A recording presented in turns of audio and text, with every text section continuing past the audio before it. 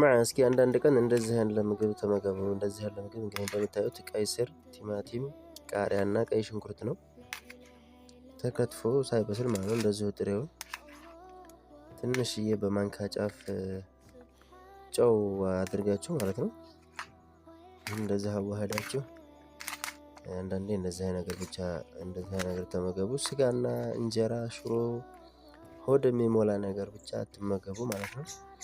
እንግዲህ እንደምታዩት ቀይ ስርም ቀላል የሚባል የጤና ጥቅም አይደለም ያለው። ቲማቲምም እንደዚሁ፣ ቃሪያም፣ ቀይ ሽንኩርትም ሁላቸውም ለጤናችን ወሳኝ የሆኑ ነገሮች ናቸው ማለት ነው።